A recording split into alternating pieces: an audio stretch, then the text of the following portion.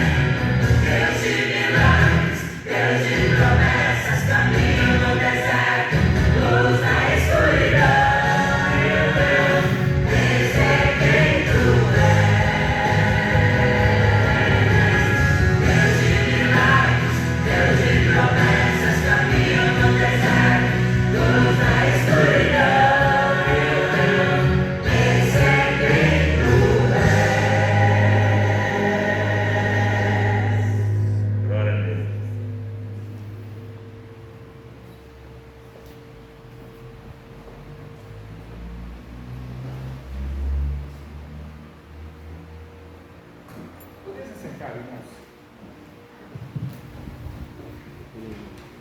Dar os recados da próxima semana. No próximo sábado, a partir das 19 horas, nós vamos ter dois eventos aqui na igreja, que um é a nossa Assembleia Regular, onde nós vamos estar fazendo prestação de contas, atualização do rol de membros e também a leitura das atas passadas que já foram aprovadas. E também, paralelamente à Assembleia Regular, no próximo sábado, nós vamos ter a Assembleia Solene. Para quem não se lembra ou não conhece, a Assembleia Solene é a Assembleia que nós marcamos para os irmãos que vão se batizar, eles fazerem um voto de confissão de fé, né?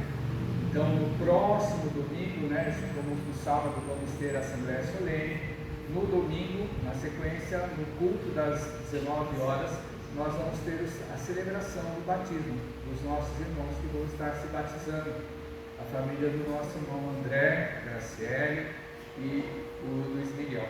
Eles vão estar fazendo a confissão de fé no próximo sábado e no domingo nós vamos ter o batismo aqui à noite. Então, não faltem, irmãos, no culto do domingo, pelo menos, se vocês também puderem participar da Assembleia Solene, para a gente poder fazer, porque, pelo que me consta, já faz muito tempo que nós não temos aqui na igreja esses eventos, de batismo e Assembleia Solene. Então, para quem já faz muito tempo que não viu, está participando juntamente com a gente, porque é um momento muito importante. A palavra de Deus ela diz lá, Jesus ele falou que se crer e se for batizado será salvo. E esse ato da confissão de fé, dentro daquilo que é a doutrina da Igreja Batista, é um momento muito importante, porque a pessoa ela vai chegar e vai colocar para a igreja não puramente os votos, mas ela vai colocar a crença dela no fato de Jesus ele ser o nosso Senhor e Salvador, e o passo de fé que eles vão estar dando, e o testemunho de vida, que é extremamente importante para cada um dos nossos irmãos. Amém? Nesse momento nós vamos cantar o hino para a gente poder estar dizimando e ofertando na casa do Senhor. Só lembrando, hoje é o terceiro domingo do mês, todas as ofertas que são depositadas no terceiro domingo do mês, eles vão para a campanha missionária. Nós estamos nesse semestre, agora, em tempo de movimento da campanha de missões nacionais, onde Jesus Cristo é a nossa única solução. Amém? Você veio pronto para isso, sinta-se à vontade em nome de Jesus Cristo.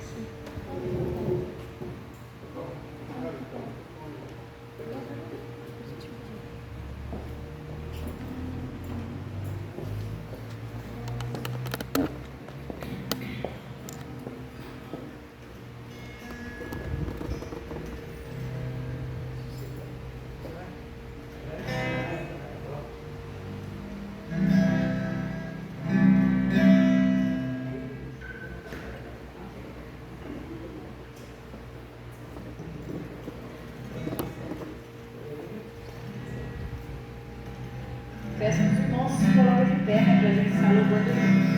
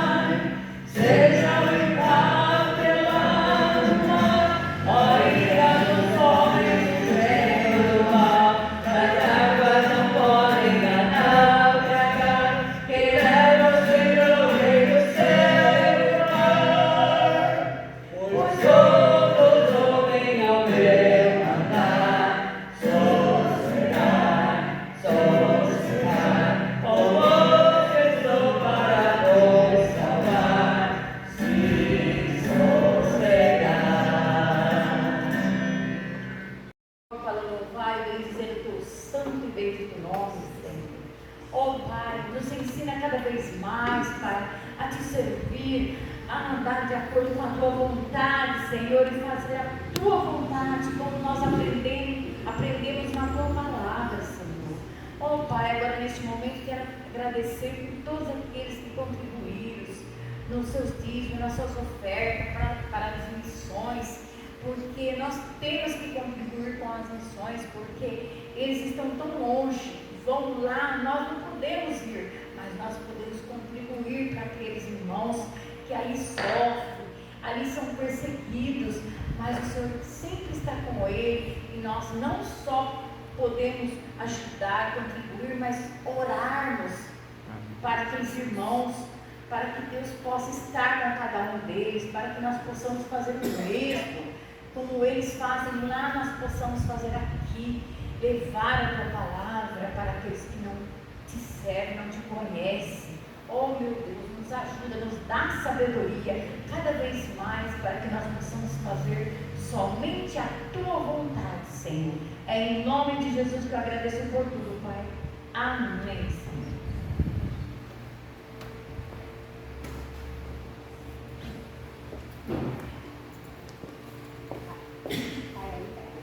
Conta 1, 2, 3.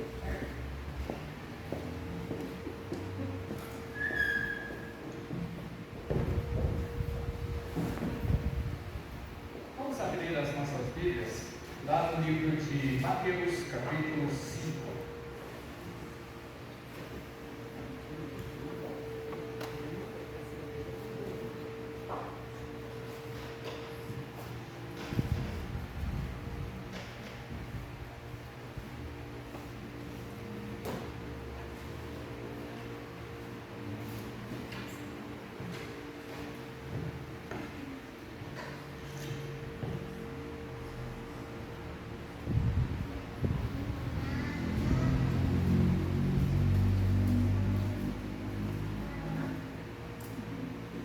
Mateus capítulo 5, vamos ler a partir do versículo de número 12, tá, irmãos?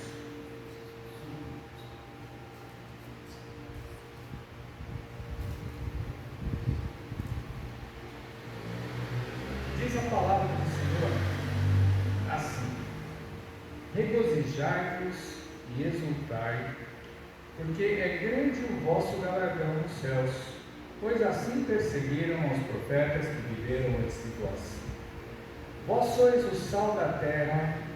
Ora, se o sal vier a ser insípido, como lhe restaurar o sabor? Para nada mais presta, senão para lançado fora, ser pisado pelos homens. Vós sois a luz do mundo. Não se pode esconder a cidade edificada sobre o monte. Nem se acende uma candeia para colocá-la debaixo do alqueire, mas um velador, e alumia todos os que se encontram na casa. Assim brilhe também a vossa luz diante dos homens, para que vejam as vossas boas obras e glorifiquem a vosso Pai que está nos céus. Não penseis que vim revogar a lei ou os profetas. Não vim para revogar, mas vim para cumprir. Porque em verdade vos digo, até que o céu e a terra passem, nem um i ou um tio jamais passará da lei, até que tudo se cumpra. Aquele, pois, que violar um destes mandamentos, posto que dos menores, e assim ensinar aos homens, será considerado mínimo no reino dos céus. Aquele, porém, que os observar e ensinar, esse será considerado grande no reino dos céus. Pois vos digo que se a vossa justiça não excederem muito a dos escribas e fariseus, jamais entrareis no reino dos céus. Feche seus olhos. Pai, acabamos de fazer a leitura da Tua Palavra.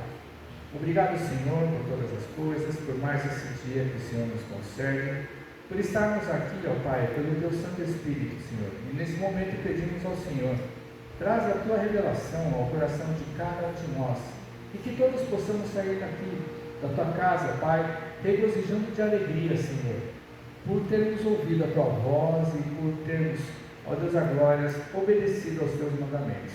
Obrigado por tudo, Senhor, é o que te pedimos em nome de Jesus Cristo, Senhor. Amém. Irmãos, coisa que eu havia esquecido de falar, ontem nós estivemos no culto de aniversário da primeira igreja batista lá de Macatuba, uma igreja co-irmã nossa, muito amada e muito querida da PIB de Lençóis Paulista. E foi uma bênção por podermos estar participando pelo aniversário de 25 anos deles, inclusive no nosso aniversário, que vai ser no comecinho de dezembro. Quem vai fazer o louvor aqui na nossa igreja vai ser a igreja de Macatuba. São eles que vão fazer o louvor, e eles também, vão estar participando juntamente conosco da nossa festividade. E outra coisa muito boa, além da festividade, de podermos encontrar os irmãos, estar em comunhão, porque é sempre muito bom as igrejas elas estarem unidas, pelo menos as que fazem parte da mesma fé, fazem parte da mesma denominação, e nós fazemos parte da mesma convenção. Mas a gente ouviu uma palavra muito edificante na noite de ontem, que foi trazida pelo pastor Hugo, que é o presidente da nossa associação, da Associação das Igrejas Batistas da nossa região. E ele falou acerca da oração que os discípulos pedem para que Jesus ensine-nos, a como orar diante de Deus. Uma coisa que ele falou assim, extremamente importante é que a igreja dos dias de hoje, ela não ora mais como antigamente.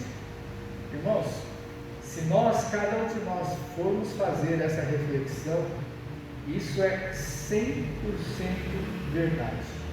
Não somente a igreja. Então, quando fala igreja, fala de corpo. Nós fazemos parte do corpo, da igreja. Então, vocês imaginam que se nós como igreja não oramos, imagina nós como servos, como filhos de Deus, nas nossas orações, no nosso dia a dia, nas nossas casas, como nós estamos em falta com Deus nas nossas orações. Que a nossa vida, ela deveria ser uma vida de oração. Quando nós olhamos testemunhos dos grandes homens de Deus lá no passado, os chamados grandes missionários, porque da maneira que nós estamos cultuando a Deus hoje, foi porque algum missionário no passado, um grupo de missionários lá no passado, chegou e veio. Nós fomos evangelizados pelos batistas americanos. Então, imagina que há mais de 100 anos atrás eles vieram aqui ao Brasil, pregaram o Evangelho, fizeram fazer uma missão de evangelizar e fundaram o quê? Fundaram uma igreja.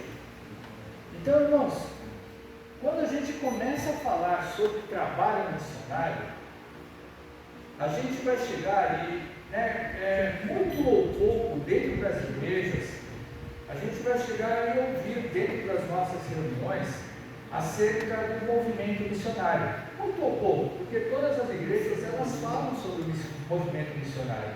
Isso eu não estou falando somente de nós batistas, estou falando de toda e qualquer igreja que professa a palavra de Deus, que crê em Jesus Cristo como Senhor e Salvador.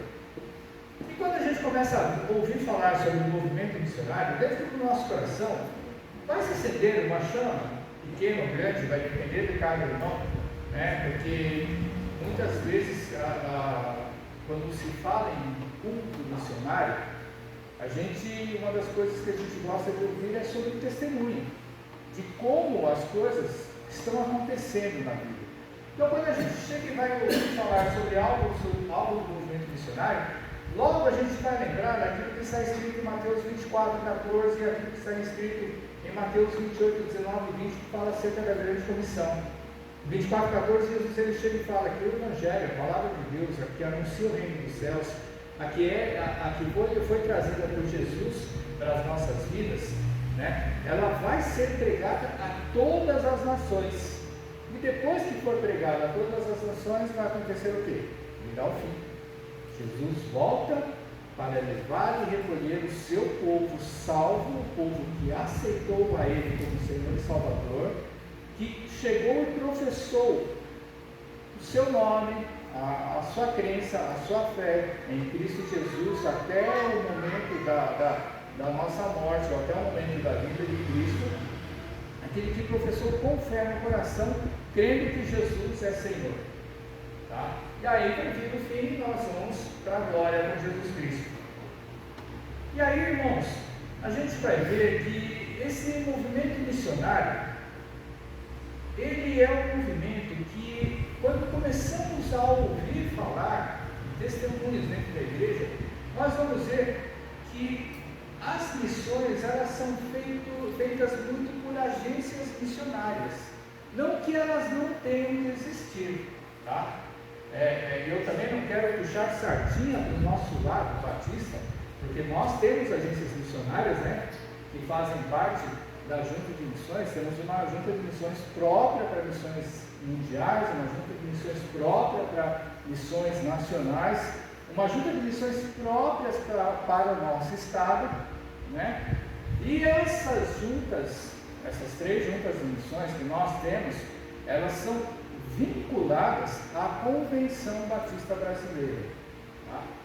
Então, agora, há muitas outras denominações de agências missionárias, a gente quando começa a ouvir falar sobre esses movimentos, a gente percebe que as juntas, elas são desvinculadas da igreja. Isso daí é uma coisa muito estranha, irmãos. Juntas sendo desvinculadas de igreja é uma coisa muito difícil, não que ela não tenha que ser interdenominacional. Muitas são interdenominacionais, elas não são vinculadas a uma determinada igreja em si. Mas é uma coisa que a gente começa a perceber, e dentro do movimento teológico, vamos falar assim, do nosso movimento teológico brasileiro, a gente vai perceber que as missões, elas são completamente desvinculadas da igreja. E para uma missão ela se tornar eficaz, ela tem que fazer parte da igreja. Ou seja, vocês podem reparar que muitas vezes, em muitos cultos, em muitas celebrações, a gente, quando ouve missionários falando, não no nosso caso, tá? Porque normalmente nós trabalhamos sempre com missionários nossos, batistas. Mas quando visitamos outros ministérios, a gente vai ver que esses missionários, eles não estão vinculados especificamente a uma igreja. Só que, desde quando Deus criou o mundo, desde quando Deus criou o homem, o movimento missionário, ele sempre existiu. Principalmente depois da queda. Por que depois da queda? Depois que o homem caiu, Deus ele começou a empreender um trabalho de resgate da criação. E quando Deus ele começou a empreender esse trabalho de resgate da criação, o que Deus ele precisou fazer? Ele precisou criar um movimento missionário. O movimento missionário, através dos tempos, que culminou em Cristo Jesus, o nosso Senhor e Salvador, para que ele pudesse chegar e trazer uma palavra de salvação, uma palavra de solução para o nosso afastamento de Deus, e que isso daí continua até os dias de hoje, porque Jesus ele começou pregando o Evangelho do Reino, que todo aquele que se convertesse e se rendesse aos seus pés, afirmando e crendo no coração que Jesus era Deus, que Jesus é Senhor, seria salvo da condenação eterna do pecado. E esse movimento, como eu acabei de citar, Mateus 24:14, esse movimento ele só vai acabar o dia que Jesus voltar. E Jesus ele só vai voltar quando nós tivermos evangelizado todas as nações.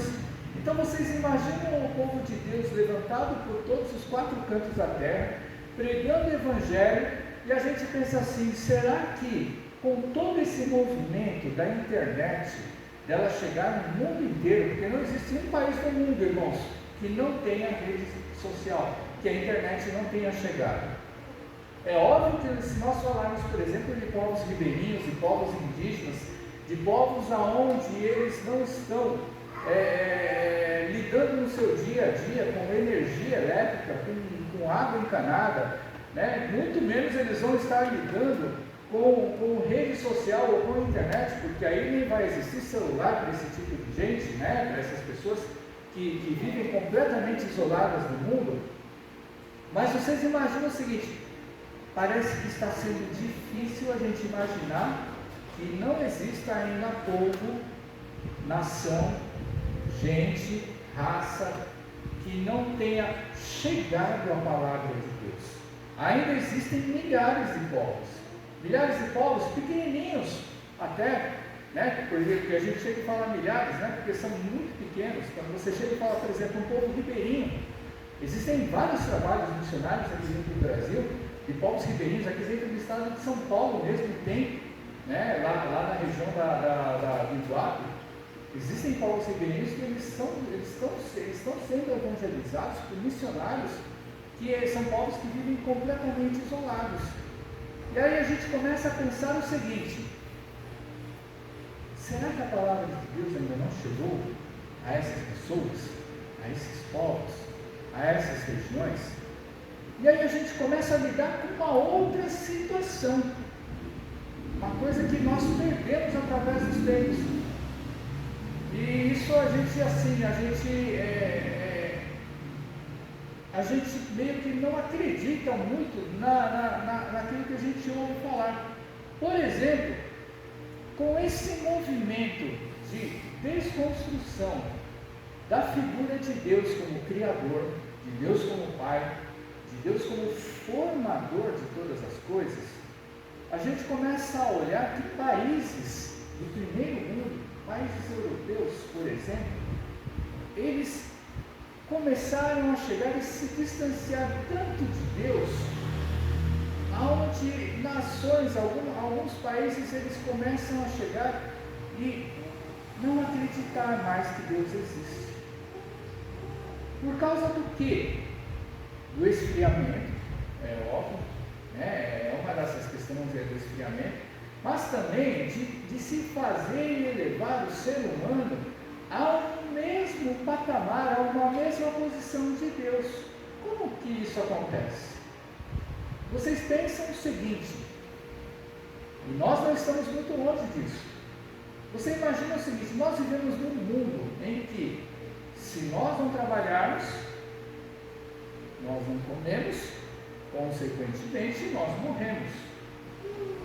E essa luta de nós trabalharmos para a gente viver ou sobreviver, né? A gente chega e fala mais em sobreviver, a gente vai pensar o seguinte: se nós não tomarmos cuidado, nós vamos sempre lutar não somente pelo nosso sustento, nós vamos começar a lutar para nós adquirirmos comodidade, para adquirirmos segurança, para adquirirmos cada vez mais uma estabilidade que vai fazer com que a gente comece a instintivamente não pensar mais em Deus. Repare o seguinte: passamos por uma pandemia muito séria, 3 anos. Quando nós estávamos no meio dessa pandemia, muitos de nós pensou: agora é o fim do mundo. Agora é o fim do mundo. Por quê? Porque além da doença que nos impedia da gente chegar e sair de casa, essa doença, ela começou a impedir a gente de trabalhar. Essa doença começou a impedir a gente de se comunicar com outras pessoas. E aí você imagina o seguinte: você que ficou dentro de casa trancado por meses, sem poder chegar e sair, sem poder se comunicar, somente se comunicando com as pessoas através de rede social, ou de celular, você falando no telefone, você não ficou meio que assim, com algum problema dentro de você, pelo fato de você não ter mais contato com as pessoas? Porque eu vou dizer para você, irmãos, somente conversar por celular, ou você começar a conversar por mensagem, é extremamente superficial. Isso daí, por mais que a gente fale com as pessoas todos os dias, vamos falar assim, pai e mãe, Imagina o marido e mulher, ou irmãos, imagina vocês morando numa cidade, ou na mesma cidade, ou em outra cidade, você chegar e você não poder ir à casa dos seus familiares, para você poder chegar e estar pessoalmente com eles, para você poder chegar e pelo menos saber como vão as coisas. Ah, mas isso eu posso fazer pelo celular. Não é a mesma coisa, irmãos. Existe uma coisa que Deus ele colocou dentro do nosso coração, dentro da alma do ser humano, de que ele não consegue viver sozinho. Adão, no momento da criação, quando Deus ele deu uma ordem para ele, de ele chegar e botar nome em tudo quanto é animal e planta que existia no tempo lá da criação, Adão ele se sentiu extremamente só, principalmente quando ele começou a dar nome aos animais. Por quê? Porque os animais eles são macho e fêmea. E Adão ele chega e dava nome para os animais, e ele chegava e falava: poxa, mas eu estou só, eu não tenho ninguém com quem compartilhar. E aí, não desmerecendo a figura e a presença de Deus, que a palavra de Deus ela diz que Deus ele sempre, na viração do dia, ele visitava Adão. Mas você imagina o seguinte: Deus ele criou o homem para que ele pudesse chegar e ter contato com o semelhante dele. E aí foi criado Eva para poder chegar e compartilhar com ele. Então nós não fomos criados para sermos seres isolados. Nós, como igreja, não fomos criados para a gente cultuar em casa. A gente não foi criado para cultuar em casa. Não tem como chegar e falar que você cultuando em casa, assistindo culto pela televisão, mesmo que seja direto, você não consegue estar em comunhão com os irmãos quando eles estão presentes. Aí a pessoa vai chegar e falar: que diferença faz? Estou ouvindo as mesmas coisas, estou cantando os mesmos louvores, estou participando das mesmas orações. Irmãos, tem uma coisa que a gente não consegue explicar, né? Você, quando você está presente aqui, ou quando você assiste um culto da sua casa, mesmo que seja direto ao vivo, você vai ver que o fato de você estar presente aqui, mesmo hoje uns dos outros, é diferente. Porque quando você está em casa, ou seja, em qualquer outro lugar, assistindo um culto direto, você não está conseguindo ter a mesma comunhão dos irmãos. E a palavra de Deus, ela diz isso, que nós temos que congregar para termos comunhão. E por menos que nós falemos uns com os outros, no começo, antes ou depois do culto, irmãos, nós estamos reunidos juntos no mesmo nome. E quando se fala reunidos e unidos, porque Jesus ele chegou e falou: quando estiverem 2 ou 3 unidos em meu nome, ali eu estarei. Ali. Então você imagina o seguinte: já não funciona aquele negócio da pessoa estar na casa dela e estar cultuando e falar que nós estamos ligados. Porque Jesus ele fala ali. Ali onde? Ali onde está formada a igreja. Ah, mas na pandemia cada um estava na sua casa. Era um momento diferente, aonde os irmãos tinham que arranjar mecanismos para não deixar de ouvir a palavra de Deus, mecanismos para não deixar de compartilhar. Esses mecanismos, a partir do momento que foi liberado, voltou ao seu normal, entre aspas, que não acontece, esse movimento normal, em que muitas igrejas e muitos ministérios não conseguiram retomar o seu caminho. Até hoje.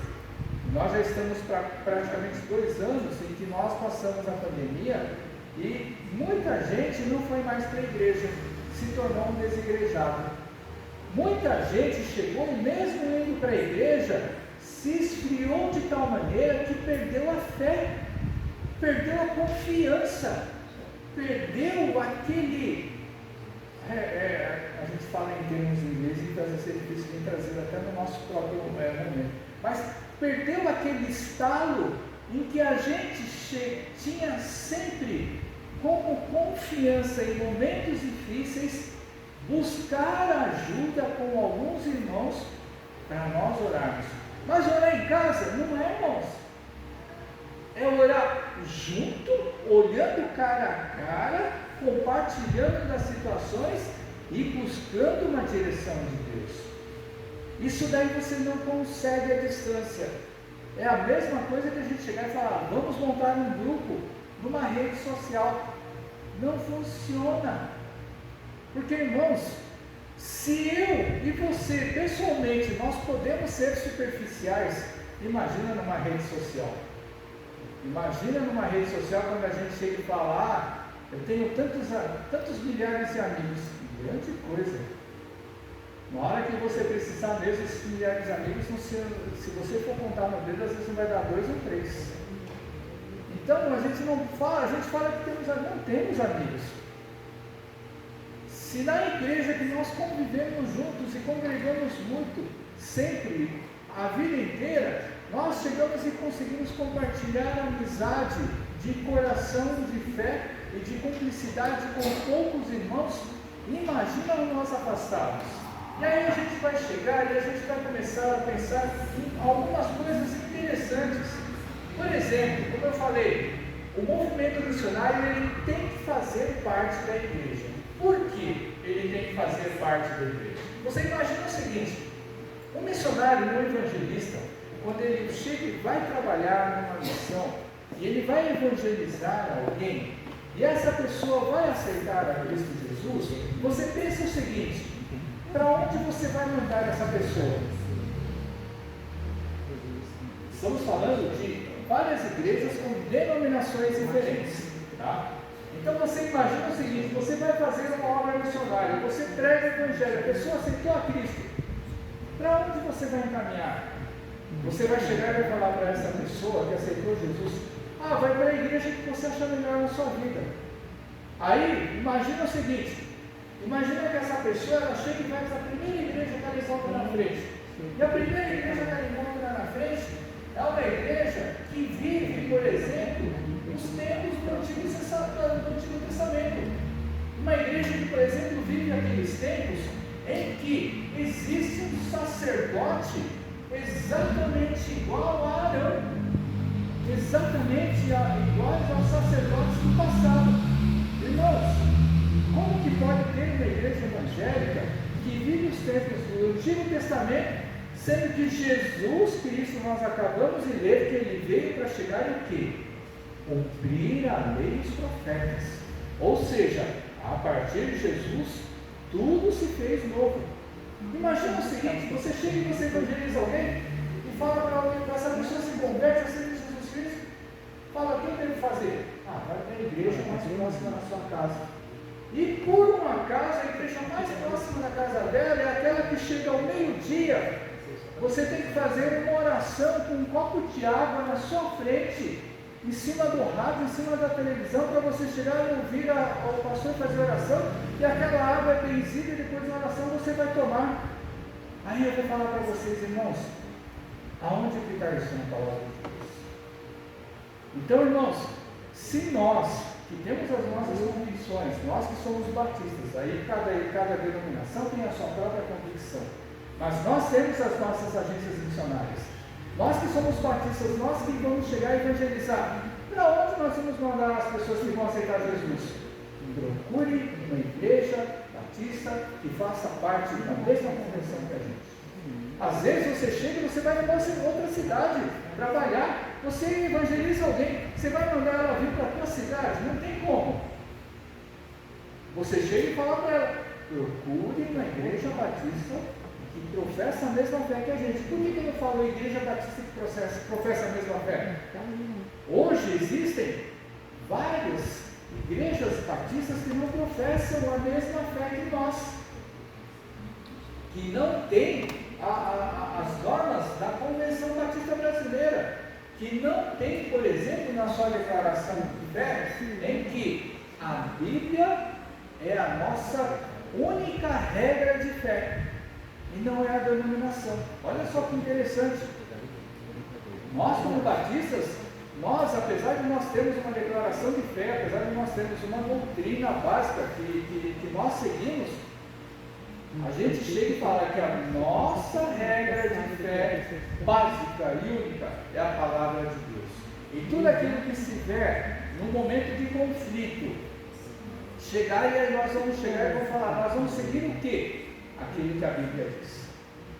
Não importa se a nossa doutrina, ela diz que você tem que seguir alguma coisa, nós vamos seguir aquilo que diz a palavra de Deus. Então, irmãos, a gente, quando nós vamos falar sobre missões, nós temos que chegar e trabalhar em cima para fazer com que as pessoas, a partir do momento em que elas se convertem, aceitem a Cristo, elas têm que chegar e frequentar uma igreja.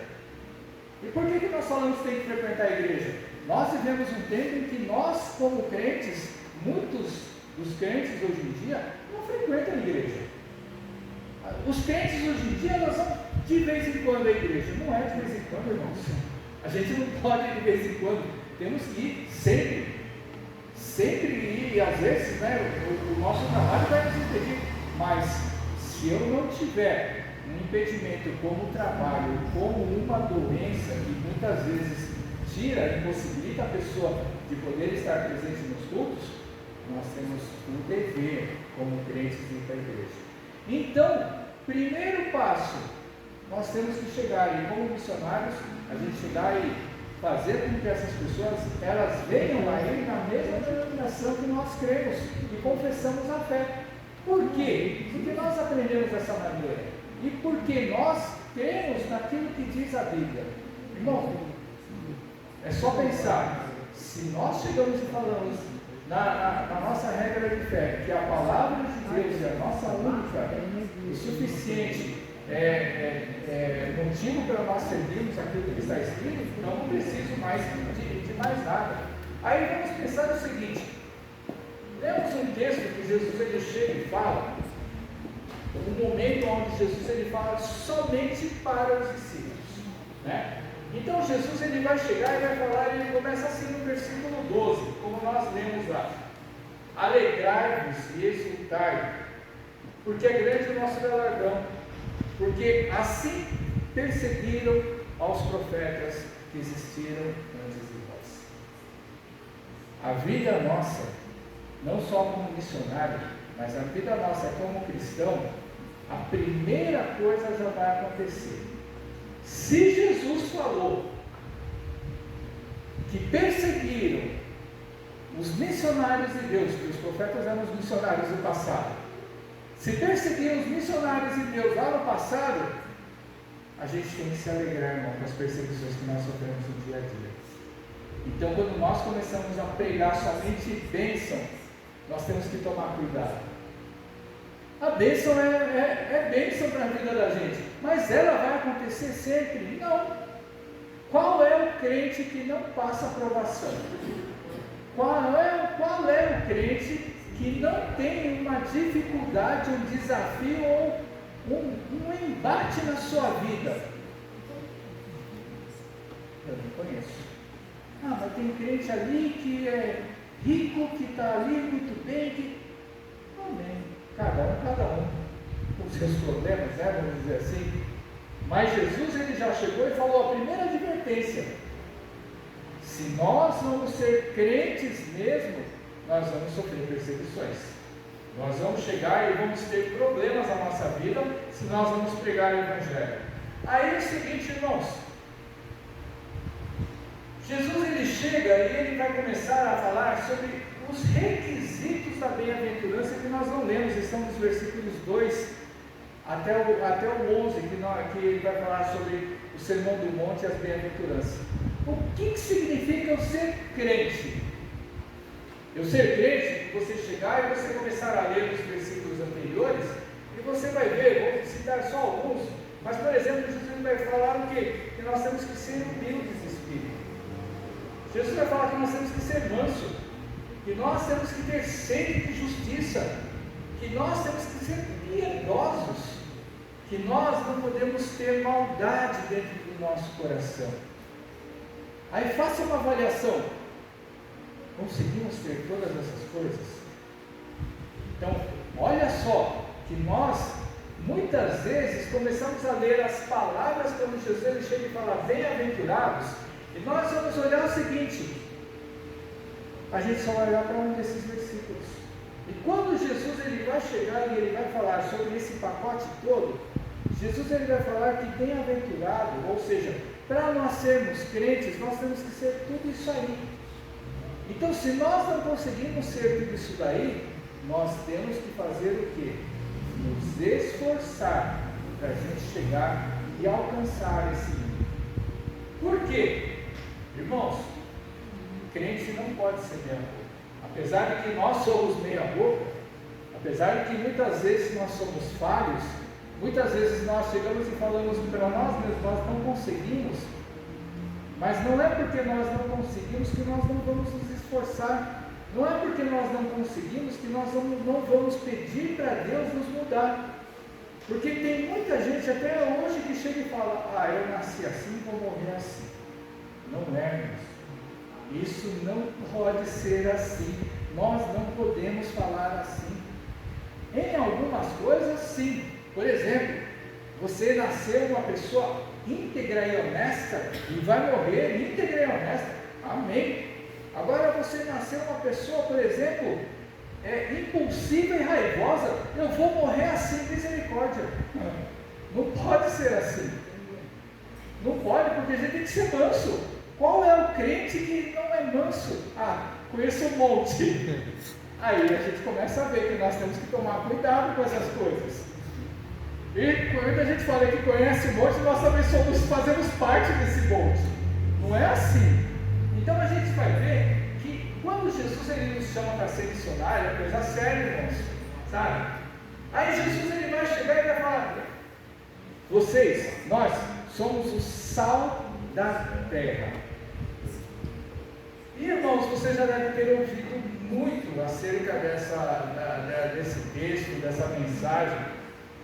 E Jesus ele vai chegar e falar o quê? Que o sal, se ele vier a ser insípido é um sal que não tem mais sabor. Não sei se você já provou alguma vez um sal sem sabor. E para que serve o sal? Lá naquela época de Jesus Cristo, o sal ele tinha um valor muito grande. Hoje, por exemplo, para nós, o que sal ele chega é a mesma coisa que açúcar ele dá em qualquer lugar.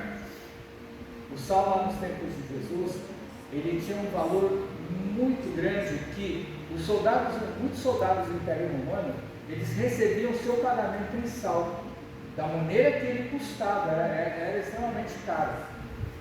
O sal naquela época, como nos dias de hoje, mas principalmente naquela época, porque não tinha geladeira, então o sal ele servia para quê? Servia para conservar alimento, não é verdade? Então, por exemplo, quando nós ouvimos testemunhos de irmãos que viviam, por exemplo, na roça há muito tempo atrás, irmãos que viviam no sertão, e ainda até hoje alguns, eles chegam e falam o quê? Se não tem geladeira, como é que eles conservavam as carnes, os alimentos? Conservavam no sal. Outra maneira que as pessoas conservavam o alimento era conservar em banha de porco, conseguia guardar por muitos e muitos dias, Então eram conservantes naturais. O sal ele era um tipo de conservante. Por quê? Porque ele fazia o que? Ele desidratava a carne. Além de ele desidratar, ele tinha propriedade terapêutica. O sal ele mata qualquer tipo de germe, qualquer tipo de bactéria. Vocês imaginam o seguinte, a gente chega e começa a falar e ver sobre rios que são poluídos, se a gente não tomar cuidado, o rio, a gente chega e mata o rio, Agora vocês imaginam o seguinte, por que o mar, ele chega e ele não se polui? Tudo bem que hoje em dia a gente começa a ouvir falar coisas absurdas, de que o mar ele é poluído agora por plásticos, por descartáveis que a gente joga no oceano, eles começam a chegar e balançar pelas ondas e viajam países e isso daí chega e começa a destruir o mar. E diz que aí o plástico é uma coisa que não se deteriora em tão pouco tempo. Mas o sal, na grande maioria das coisas, o que ele faz lá no mar? Ele faz com que esse movimento das águas misturado com o sal, ele faz com que ele despolui a água. com o tempo você vai ver que o mar ele chega por si próprio, sem nenhum tipo de tratamento, ele consegue chegar e despoluir o mar. Então o sal ele tem essas propriedades. O sal ele tem propriedade terapêutica também. Lá no passado vocês imaginam o seguinte: quando alguém fazia um machucado, uma infecção, para estancar o sangue, só que dói pra caramba, né? Taca sal em cima da ferida, ele dói pra caramba quando você chega para isso. Mas ele chega e ele tira qualquer tipo de risco de infecção. Então o sal ele era muito importante. Só que quando Jesus começa a falar desse sal, dele chegar e se tornar sem sabor, o sal que Jesus está falando é aquele sal que fica misturado com a umidade, ele vai perdendo os sais minerais, a quantidade de minerais que ele tem lá, e Jesus ele vai falar que ele não presta para mais nada. Agora vocês imaginam o seguinte, que nós temos que ser esse sal. Você chega, por exemplo, quando fala em relação ao alimento, você chega e você fala assim, quando você come uma coisa crua, normalmente um legume ou uma verdura, você come cru, você chega e ele tem um sabor, muitas vezes a gente não gosta, né? Às vezes um sabor amargo. Quando você coloca um sal por cima dele, ele dá um sabor totalmente diferente. O crente tem que ser dessa maneira. Nós, quando vamos falar de Jesus e do Evangelho, nós temos que falar acerca daquilo que Deus fez na vida da gente, e que isso daí não é só o nosso testemunho que vai chamar a atenção das pessoas, mas você imagina o seguinte: a sua maneira de ser, a sua maneira de agir, a sua maneira de viver, porque quando você chega e você dá o seu testemunho de vida, o que a pessoa lá do outro lado ela vai querer começar a enxergar? Isso é instantâneo em nós, porque a gente não pode desmerecer a inteligência e a capacidade de ninguém. Todas as pessoas elas são inteligentes. Quando você conta o seu testemunho para alguém, é automático, irmãos. Essa pessoa que ouve você falando, ela vai começar a te analisar. Antes dela chegar e te conhecer, no momento que ela te ouve e depois que você vai continuar conversando com ela. E aí, quando você chega e você vê isso daí, repara, muitas vezes, quando nós damos o nosso testemunho de vida, ela não causa nenhum impacto na outra pessoa. Pense o seguinte: por que às vezes não causa impacto nas outras pessoas? Porque ela é fria e dura de coração. Será que é só isso? Às vezes fazemos ou fizemos alguma coisa que a pessoa lá do outro lado, depois que ouviu nós darmos o nosso testemunho, ela já fez uma pré-análise da sua pessoa. Você pensa que só o psicólogo, só o psiquiatra conhece você? Não. Qualquer pessoa hoje em dia, por causa da vida que nós vivemos, qualquer pessoa ela aprendeu o mínimo de coisas para saber quem é que está na frente dela. É lógico que muitas vezes vamos errar, mas todo mundo tem uma formação dentro de si em que ela já faz uma lista de você em cima da roupa que você veste, em cima da maneira que você se cuida, em cima de algumas palavras que você fala, em cima de algumas coisas que você não faz, sabe? As pessoas elas começam a chegar e traçar um perfil seu sem chegar e ouvir falar nada de você. Quando você abre a sua boca, aí você começa a mandar mais informações ainda para essa outra pessoa. E aí pode reparar, antes no passado a gente chegava e via muito isso daí. O meu santo não bate com aquele.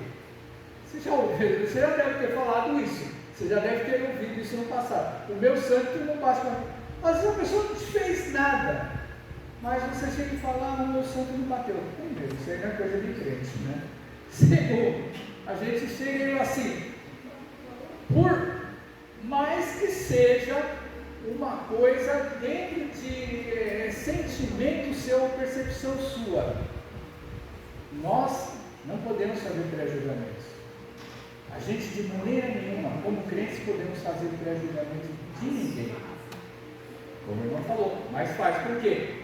Porque dentro de nós, cada um de nós, dentro da nossa inteligência, a gente já tem uma lista de coisas que a gente começa a bater o olho. Às vezes, por exemplo, a pessoa por usar um tipo de roupa de uma determinada cor, ou usar um tipo de cabelo de uma determinada cor, você chega e fala, isso daí não é para mim não. A gente já faz esse pré-julgamento.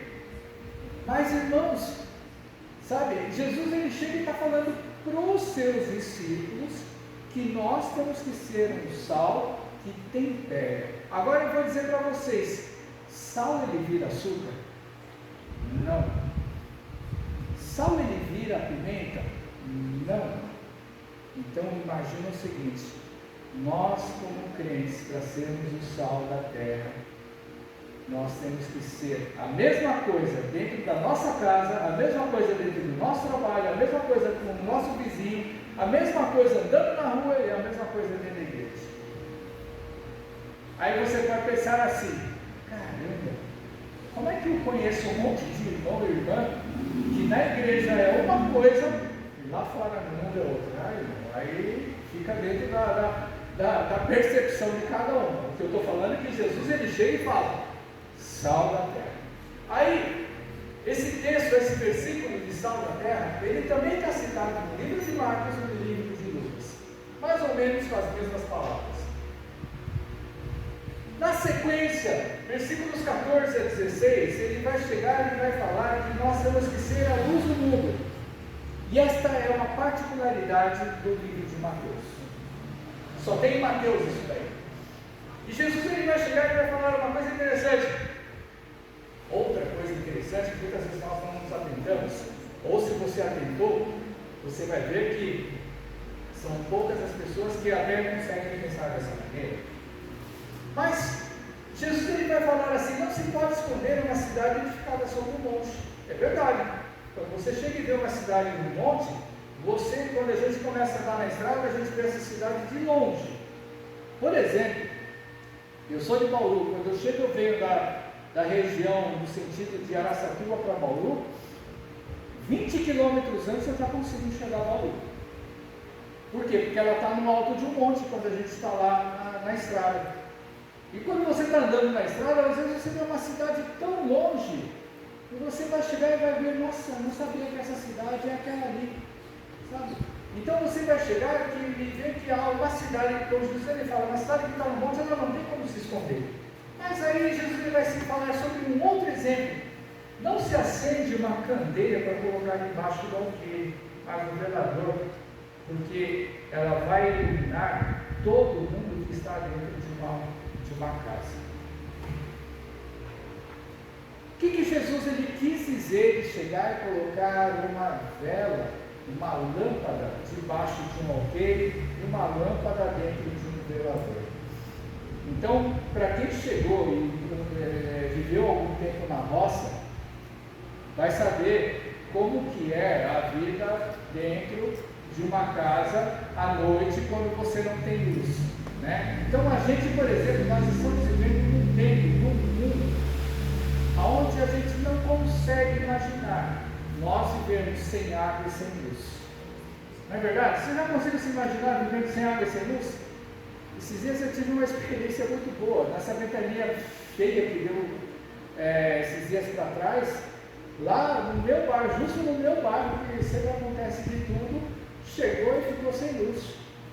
E não ficamos sem luz por 1 ou 2 horas, ficamos sem luz por quase 12 horas. E aí, essas 12 horas era exatamente a noite. Irmãos, como a gente está viciado em viver com comodidade. Como a gente está viciado, a gente não dá valor e não dá atenção para a luz e para a água que nós temos dentro das nossas casas. A gente não dá valor para isso daí. A gente chega e qualquer coisa que a gente vai fazer, não tem luz. E Jesus, quando ele chega e fala sobre essa situação, ele coloca lá uma lâmpada debaixo de um coqueiro, né, debaixo de uma árvore. E você já reparou que essa lâmpada ela não ilumina nada? Eu passei por essa experiência. Em casa tinha vela e a gente acende vela. A vela não ilumina nada. Quando você chega e você vai botar ela na mesa, perto da comida que você vai comer, você não consegue enxergar nem a comida. Agora, olha que interessante. Você chega e você vai colocar, lógico, né? Não estamos no tempo de Jesus, mas quando você está lá nos tempos de Jesus, o que fazia com a lâmpada? Quando fala de colocar no velador, num objeto próprio para isso daí, é a mesma coisa que você pegar um globo de vidro e você coloca em cima de uma vela. O que vai acontecer? Ele vai irradiar a claridade para todo o ambiente. É a mesma coisa, chegou em casa, por exemplo, quando estava sem luz, dentro de um ambiente, o que a gente faz? A gente coloca num lugar mais alto que tem dentro da casa para ela poder chegar e iluminar. Você vai ver que você consegue enxergar muito mais do que você colocar diretamente no lugar. Chama aqui? Então, você pensa o seguinte, aí Jesus ele vai chegar e vai falar que a gente é luz do mundo. O que é a luz? A luz é aquela que não se mistura com trevas. Aí você imagina o seguinte, isso me faz lembrar muito do Salmo 1. De que adianta,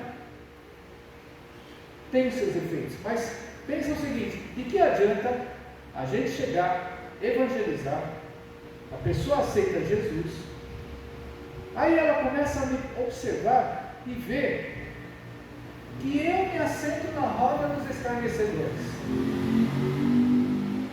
Jesus ele chega e fala isso no Salmo número 1, né? Bem-aventurado aqueles que não se assentam na roda dos escarnecedores. E tem que ser como ribeiros e águas, como árvore plantada junto a ribeiros e águas, que sempre vai dar o seu fruto. Aí você pensa o seguinte, mas eu evangelizei, a pessoa aceitou Jesus, ela confessou, ela viu que Jesus... Irmãos, olha o perigo que é. Sabe por que eu falo olha o perigo que é? Hoje, como nós já, de muito tempo nós ouvimos falar, todo mundo hoje é crente. Parece que nós voltamos aos anos 300 depois de Cristo. Por que eu falo anos 300 depois de Cristo? O imperador romano Constantino, ele chegou e depois de tanta perseguição, ele quis conhecer um pouco mais esses cristãos que sofriam ameaças, que sofriam perseguições, que estavam sempre ali, mesmo sendo perseguidos, eles estavam pregando e anunciando a palavra de Deus. Olha o cristão de hoje em dia. O cristão de hoje em dia, na hora que sofre uma perseguiçãozinha, ela se esconde dentro da sua casa, ela vira um espião de Jesus, ela não sai da sua casa para nada, com medo de chegar e sofrer ataque. A gente está agindo exatamente diferente aos primeiros cristãos da igreja primitiva. A gente vai começar a ver na história da igreja que quanto mais a igreja era perseguida, mais ela pregava e anunciava Cristo. Por que será que ela fazia isso, irmãos? Nós perdemos essa essência. Perdemos a essência de que Jesus ele disse: "Muito passais por aflições, mas tende bom ânimo e vencer." Jesus venceu o mundo pela sua morte. Ou seja, por mais perseguições que as pessoas elas passem, nós passamos, nós deveríamos fazer mais ainda por onde o evangelho ser pregado.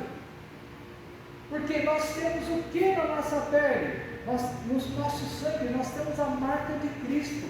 Nós não temos as mãos furadas, mas nós sentimos a marca de Cristo na vida da gente. Por quê? Porque Cristo morreu pelos nossos pecados. Ele morreu pelas coisas erradas nossas, para que nós pudéssemos ter vida. E Jesus ele chega e fala que nós somos o sal da terra e nós somos a luz do mundo. E nós, como luz do mundo, eu não posso simplesmente iluminar um pedaço. Aonde eu e você estivermos, nós temos que iluminar todos. Ou seja, o nosso testemunho não é para ficar marcado somente de momento. Porque aquela pessoa que aceitou Jesus, o fato dela chegar e receber Jesus em você, e ela continuar na presença de Deus, vai muito da sua e da minha responsabilidade, da nossa vivência em Cristo. Não é só do nosso testemunho. Porque eu tenho certeza que todos nós, todos vocês, têm um testemunho de vida maravilhoso.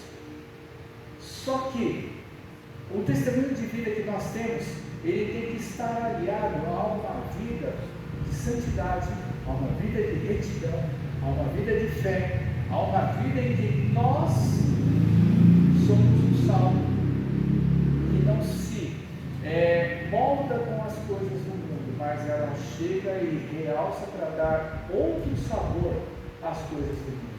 Ou seja, nós não podemos nos misturar com o mundo, nós não podemos nos misturar com as coisas erradas, porque na hora que alguém que chegou e foi evangelizado por mim e por você, ela chega e vê que a gente está fazendo coisas que não deveríamos fazer, elas vão pensar o seguinte: ah, mas ser cristão dessa maneira, então tudo bem, eu vou viver a minha vida do jeito que eu achar melhor, porque eu já aceitei Jesus na minha vida, eu já sou salvo, e eu creio que Jesus é o Senhor. Será que é somente isso? Quando nós pensamos que o inimigo ele faz de tudo para arrancar o crente da presença de Deus, a gente começa a pensar o seguinte: pensamos só nos outros, mas a gente não pensa na gente. A gente não pensa que nós estamos sujeitos a todas as coisas. E se nós não andarmos de uma maneira ao qual nós seguimos a palavra de Deus, seguimos as ordens de Cristo, seguimos os mandamentos de Deus, nós somos presa fácil para que o inimigo ele venha a nos abocanhar. Para finalizar, Jesus ele vai chegar e ele vai falar no texto que a gente leu, que ele veio para cumprir a lei, né? Ele veio para chegar e fazer exatamente aquilo que a lei dizia lá no passado, anunciado pelos profetas. Olha só que interessante o que Jesus ele chega e fala. Versículo 19: aquele, pois, que violar um desses mandamentos, e um desses mandamentos Jesus está falando dos que vem pela frente, que nós não lemos, tá? Mas Jesus ele vai falar assim: não roubarás, não matarás, não cometerás adultério, não dirás falso testemunho, não se vingarás. Vingarás não está nos mandamentos, mas vingarás ele é a mesma coisa que você chegar e matar, tá? Você chegar e cobiçar, e você chegar e querer usufruir da propriedade alheia. Isso daí está mais para frente, dentro, até o capítulo 7, onde Jesus ele vai chegar e vai falar. Então Jesus ele chega e fala: aquele, pois, que violar esses mandamentos nos a seguir, posto que os menores, ou seja, né, às vezes nós pensamos: não, mas é um pecadinho tão simples, não vai fazer mal para ninguém. Mas olha o que Jesus ele chega e fala: posto que nos menores, e assim ensinar as pessoas, será considerado menino no reino de Deus. Então quer dizer, existe um voto a favor para essas pessoas? Tem um voto a favor, né? Então, ou seja, aquele que anda lá na roda dos escarnecedores, mas é crente, mas evangeliza a pessoa frente a Jesus, Jesus vai falar: você vai ser chamado de menino no reino dos céus. Aí a pessoa vai pensar assim: bom, mas eu vou estar lá no céu na eternidade, graças a Deus. Vírgula. Olha o que Jesus vai continuar: aquele, porém, que observar os mandamentos e ensinar, ou seja, aquele, porém, que obedecer aos mandamentos de Deus e chegar e evangelizar e pregar o evangelho, Jesus ele vai chegar e vai falar assim: esse será considerado grande no reino de Deus, lá no céu, na eternidade. Mas Jesus ele continua um pouquinho mais na frente para voltar a falar daqueles que são mínimos. Jesus ele vai dizer assim: se a nossa justiça, versículo 20, não exceder em muito a de quem escriba e fariseu, Jesus, o que significa escriba e fariseu? Ele está justo querendo dizer o seguinte: aos religiosos, ou seja, se a nossa justiça como crentes não for maior do que aqueles que se acham escritos no livro da vida, ou se acham salvos, ou se acham que por conhecerem a palavra está tudo bem. Jesus ele chega e fala isso aí. Aí Jesus ele vai chegar e vai falar assim: jamais entrareis no reino dos céus. Agora vamos dizer o seguinte: Jesus ele chega e fala mínimo no reino dos céus, depois Jesus ele chega e fala que vai ser o maior, um dos grandes no reino dos céus. E mais para frente ele vai falar: se a sua justiça não for muito maior do que o religioso. Você já viu pessoas religiosas dentro da sua vida que você conhece como cristão? Já deve ter visto. Você imagina o seguinte: essas pessoas que são religiosas, parece que elas são acima de qualquer suspeito. Parece que elas não pegam. Nossa, eu conheço um monte das igrejas que eu passei. Parece que elas não pegam. Jesus ele está chegando e falando exatamente isso. O religioso é aquele que se mostra para todo mundo como o perfeito. O religioso é aquele que chega e parece que leva uma vida totalmente íntegra. Só que aquele que é religioso, o que ele aparenta para fora não é o que ele é por dentro. E por dentro, só quem vive com ele conhece. Por dentro, às vezes só a esposa, ou às vezes nem a esposa, ou só o marido, às vezes nem o marido, mas só quem conhece profundamente essa pessoa sabe como ela é. Aí Jesus ele chega e fala: a nossa justiça tem que ser muito maior do que aquele que vive por aparência, aquele que se mostra, mas que por dentro ele não é. Está cheio de gente que é assim, irmãos. Está cheio de gente que é religiosa dentro da igreja. Agora Jesus ele chega e fala que nós temos que ser o quê? Muito maiores do que esses aí. A nossa justiça, ou seja, a nossa vida tem que ser muito maior. Ou seja, aquele que Jesus em primeiro lugar ele chegou e falou que não guarda os mandamentos, mas evangeliza, quando ele fala mínimo do reino de Deus, é aquele que conseguiu chegar lá. Agora, todos aqueles que fazem isso chegam lá? Não. Eu sempre falo não. Sabe por quê? Quem garante que na hora que Jesus voltar, essa pessoa vai estar firme ali na rocha quando Jesus ele vier estender a mão? Uma coisa que a gente não sabe, irmãos, quando Jesus ele conta nas parábolas da sua vida, Jesus ele chega e fala assim: não é a gente que vai subir, Jesus é que vai separar o trigo do joio. Jesus é que vai separar aqueles que são cordeiros e aqueles que não são cordeiros. Jesus ele vai chegar e vai falar: olha, entra aqui por esse lado, entra aqui por essa porta. E aí quando você começa a ver que algumas pessoas começam a ficar para trás, eu imagino no dia quando Jesus voltar, e todo olho vai ver Jesus voltando, vindo com grande glória e com o suor das trombetas. Ou seja, se todo olho vai ver Jesus, vai ter um monte de gente que vai achar que vai subir. Vai ter um monte de gente que vai achar que vai subir. Mas Jesus ele chega e fala assim aqui: se a nossa justiça, se a nossa integridade, se a nossa retidão, se o fato de nós sermos crentes não for maior do que esses religiosos, Jesus ele dá a resposta final: jamais entrareis no reino dos céus. Então, o que nós temos que fazer, irmãos? Se fundamentar, fincar as nossas estacas na rocha que é Cristo Jesus, para não nos deixar desviar por qualquer tipo de vento de idolatria, vento de doutrina, vento que vai chegar e vai falar: Jesus ele não está aqui, ele está aqui. Será? Jesus ele chega e fala: aqueles que vêm falar isso, não sigais. Ou seja, por que nós temos que estar na igreja, irmãos? É exatamente isso.